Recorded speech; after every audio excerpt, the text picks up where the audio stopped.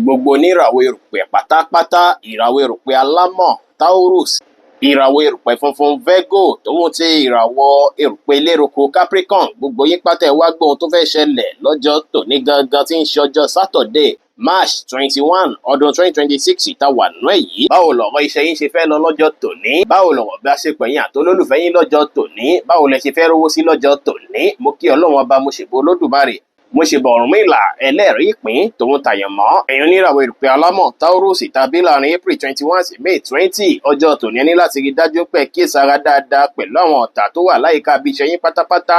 Ó ṣeé ṣe kí àwọn nǹkan tó ṣe é pẹ̀ ń ṣe láyìíká abiṣẹ́ yín kó nílò kẹ́ pílánì dáadáa lé lórí kíṣẹ́ lè lọ dáadáa kó lè jágeere. Gbogbo fókọ̀sì yín lọ́jọ́ tòní á dá lé lórí bẹ́ẹ̀ ìfẹ́ yí gbèsè ayé yín padà, bẹ́ẹ̀ ìfẹ́ transfọ́ọ̀mù ọ̀rọ̀ ibiṣẹ́ yín tẹ́yì sì máa nílò kẹ́ lu ọpọlọ pípé kẹ́sì wà determine, bẹ́ẹ̀ sì ni kí ẹ mú sùúrù lò dáadáa púpọ̀ tó ṣeé ṣe lọ́jọ́ tòní gan kí àwọn èèyàn tó wà láyìíká abiṣẹ́ yín kí wọ́n fẹ́ máa lára yín púpọ̀. Ẹ ní láti má ṣe kọbi ara sẹ́nikẹ́ni, kẹ́ wulẹ̀ gbajúmọ̀ṣẹ́ yín dáadáa lọ́jọ́ tòní ló dára. Ọwọ́ ọ̀rọ̀lẹ́ ọjọ́ tòní ó ṣeé ṣe kí ẹ gbọ́ ọ̀rọ̀ kan tó dàbí àmọ̀ràn látọ̀dọ̀ ènìyàn kan tó súnmọ́ yín tẹ́yì sì máa bí kọ́kàn yín balẹ̀ pẹ̀sẹ̀ tàbí kí rìlífù dé lẹ́nì kẹrin dájú pé kàn jíjú bó ṣe ẹ lọ lórí okòwò ẹwà fókọ́ọ̀sì kẹ́ gbájúmọ́ ohun tó ṣe kókó fún yín láti mójútó lákòókò tó tọ́ àtàkókò tó yẹ. Ẹ̀yin dájú pé mú sùúrù kẹ́ sì má ṣe finú tọ́ ẹnikẹ́ni rárá tàbí gbára lẹ́nikẹ́ni, pàápàá pàṣírímọ́ lórí bẹ́ẹ̀ ṣe ń ṣiṣẹ́ yín lọ́jọ́ tòní. Gbogbo síkírìtì iṣẹ́ yín pátá ẹ pámọ́ láṣìírí lórí ọ̀rọ̀ iṣẹ́ yín lọ́jọ́ tòní. Ẹ ṣá tẹ̀lé bí a ti ṣe sọ, kò sí wàhálà.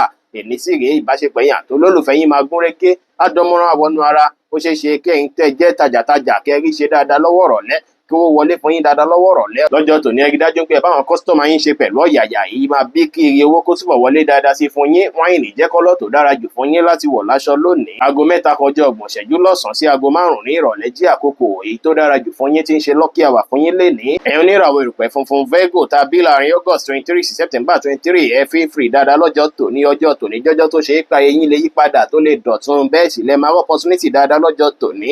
Ọ̀pọ̀ yín ó ṣeé ṣe kí ẹ̀rọ opportunity tẹ́ òro kàn láti ibi tẹ́ ẹ̀rọ kàn sí àti ibi tẹ́ ò ti ẹ̀rọ kàn sí rárá. Kódà opportunity tó ṣe bẹ́ẹ̀ ṣiṣẹ́ fún rárá lọ́jọ́ tòní tó kọ́ máa dàbí ìfà ó ṣeé ṣe kó wọlé fún yín lónìí o. Ọ̀pọ̀ yín ó ṣeé ṣe kí ẹ máa rìnrìn àjò lọ́jọ́ tòní tí ìrìn àjò yìí sì lè jẹ́ èyí tó ṣe é pó máa bí oore. Ọ̀pọ̀ yín sì rẹ̀ lè ráwọn àǹfààní kan jẹ láti ibi tó ṣe é pó jìnnà sí agbègbè tí ẹ wà. Iye máa wọlé fún yín dáadáa. Ó sì ṣeé ṣe kí olólùfẹ́ yín kan lọ́jọ́ tòní kí wọ́n ṣèrànlọ́wọ́ fún yín kẹ́ rá àǹfààní kan jẹ lára wọn pẹ̀lú.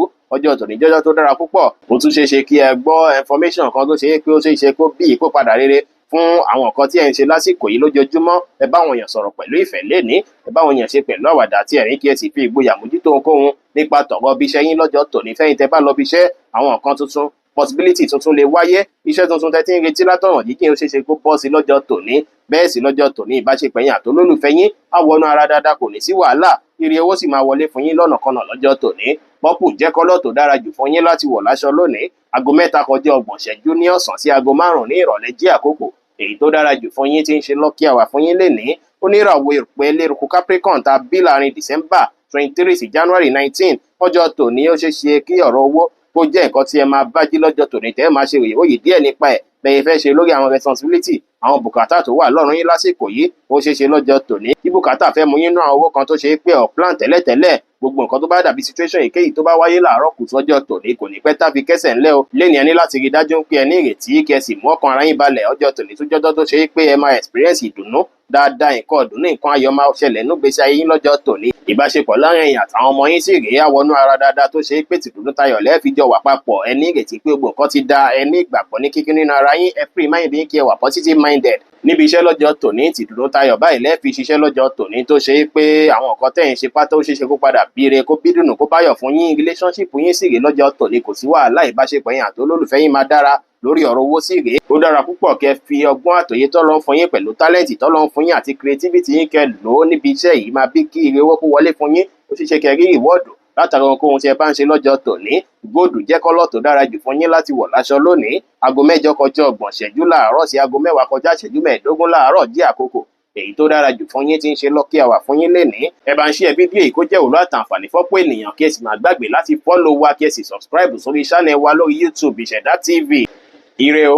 Ìṣẹ̀dá spiritual house, astrology healer house, ìwòsàn máráyé to humanity.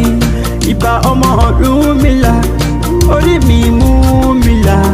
Òṣòkè sami dàlálà, bìtì bàbá rírí ọ̀la. Torí irú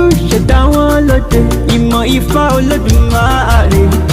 Mo ti wo lucky hour pẹ̀lú lucky colour mi.